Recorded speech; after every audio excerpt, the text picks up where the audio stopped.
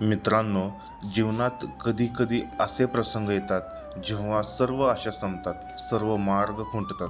अशा वेळी जर कोणी आपल्या पाठीशी उभे राहिले तर आपल्याला एक नवसंजीवनी मिळते.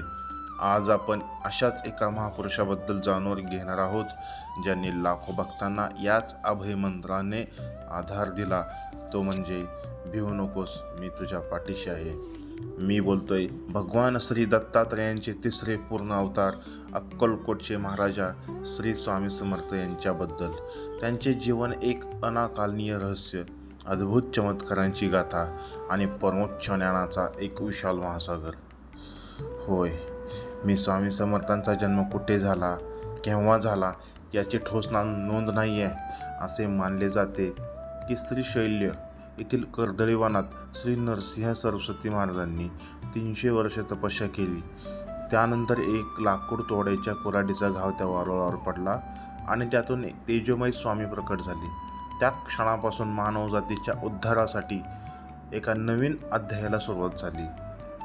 कर्दळीवनातून बाहेर पडल्यावर स्वामींनी भारतभर अफाट भ्रमण केले.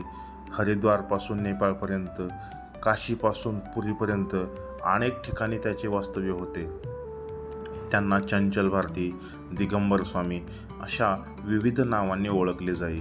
सुमारे 12 वर्ष ते मंगळवेढा येथे राहिले आणि तेथूनच त्यांनी अक्कलकोटच्या दिशेने प्रस्थान केले.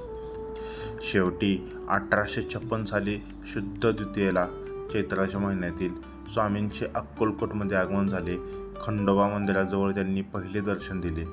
पुढील 22 वर्षे हे छोटेसे गाव त्यांच्या अद्भुत लीलांचे साक्षीदार बनले.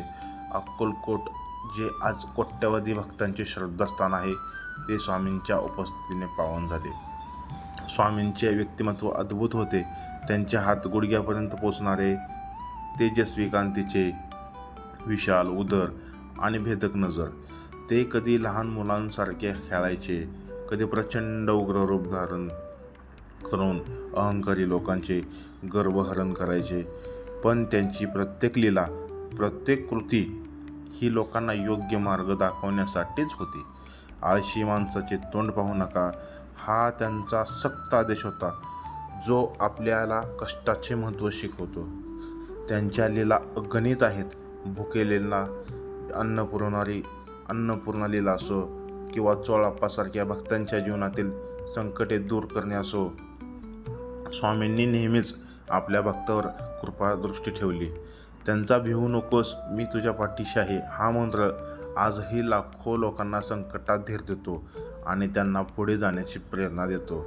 30 एप्रिल 1878 चैत्र कृष्ण त्रयोदशीला स्वामींनी अक्कलकोट येथील याच वटवृक्षाखाली महासमाधी घेतली. पण त्यांनी भक्ताला धीर दिला.